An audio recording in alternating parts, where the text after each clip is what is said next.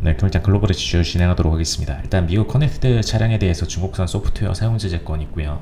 그다음에 뭐 일론 머스크가 X에 대해서 브라질 법원의 명령 준수하겠다 밝힌 바 있고, 그다음에 인텔이 퀄컴 측에 반대로 이제 피인수 기업으로 타진되는 모습 보여줬고요.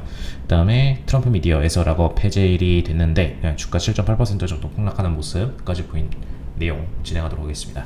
일단 미국에서 커넥티드 차량, 즉 한마디로 이제 추후에 자율주행 형태로 넘어갈 수 있는 부분이죠. 그래서 커넥티드 차량에 대해서 중국산 소프트웨어와 하드웨어 사용에 대해서는 금지할 것이다. 그러니까 한마디로 소프트웨어도 믿을 수 없고 하드웨어도 더더욱이 믿을 수가 없는 부분이다. 그래서 사실상 이제 미국산 차량에 대해서만 이 부분을 허용할 가능성이 높다. 이렇게 지금 밝힌 상태로 보시면 될 것 같습니다. 그래서 무선 네트워크 활용해서 주변과 정보 주고받으면서 자율주행하는 부분. 그래서 실질적으로 이제 주변 차량들 스캔하고 네트워크 통해 가지고 지도에대로 내비게이션 기능을 통해서 스마트카 기능으로 자율주행하는 기능으로 보시면 됩니다. 그래서 우리가 생각하던 이제 자율주행의 가장 궁극적인 방향성을 생각하시면 되겠고요. 근데 그 부분에 대해서는 중국산 커넥티드 차량에 대해서 2027년 차량부터, 하드웨어는 2029년부터 사용 아예 금지하겠다. 그러니까 한마디로 현재는 이제 상용화가 불가능한 상태인데 추후에 상용화 되더라도 이 부분은 맞겠다로 보시면 되겠습니다. 우리나라도 마찬가지로 이 부분을 신뢰는 하지 않을 걸로 보이기 때문에 참고하시면 될 것 같습니다.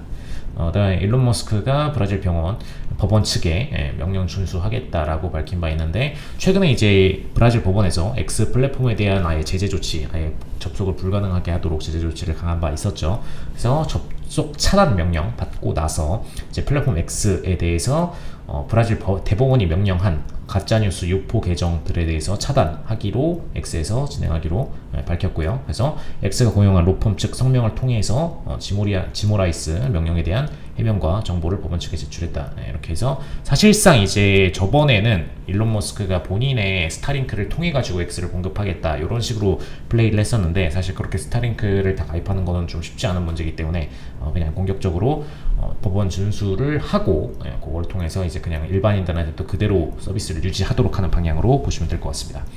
그 다음에 인텔 측이 지금 이거는 이제 퀄컴한테 반대로 인수를 당할 수 있는 그런 상황으로 보시면 됩니다. 그래서 퀄컴이 최근 며칠 동안 인텔에 인수 타진했다라는 내용이 있고요. 그래서 이제 경영난 통해서 최근에 이제 인텔이 구조조정 공격적으로 들어갔던 바가 있는데, 이제 그걸 넘어서서 M&A 매물로까지도 좀 거론이 되고 있는 상태로 보시면 될 것 같습니다. 가능하다면은 이게 역대급 이제 빅딜이 되는 것은 분명히 맞지만, 실질적으로 이제 퀄컴과 인텔이 합병될 경우에는 공격적으로 이제 다른 엔비디아나 AMD 같은 기업들이 사실상 이제 독과점 문제 부분을 반독점 심사나 이런 것들을 계속해서 제시할 수 있기 때문에, 인텔 같은 경우는 어쨌든 간에 CPU 시장을 거의 다 반독점하고 있는 수준의 기업이고, 그리고 퀄컴과 같이 또 합병이 될 경우에는 퀄컴 분야 자체가 또 모바일 디바이스 기반으로 CPU나 이런 부분들을 제공하는 플랫폼이기 때문에 그런 부분에 있어서 굉장히 인수합병 자체는 좀 쉽지가 않다로 시장에서 보고 있다, 이렇게 생각하시면 될 것 같습니다. 그 다음에 트럼프 미디어 락업 해제 부분인데, 그러니까 트럼프 미디어가 이제 사실상 트럼프 전 대통령이 지분을 최다 보유하고 있는 그룹이죠. 근데 요게 이제 실질적으로 대주주부터 주요 주주들의 매도가 가능해졌다라고 보시면 됩니다. 그래서 전일 대비 요 매도 물량이 나올 수 있는 것 때문에 10.82% 정도 폭락하면서 마감을 했다라는 부분 참고하시면 될 것 같고요.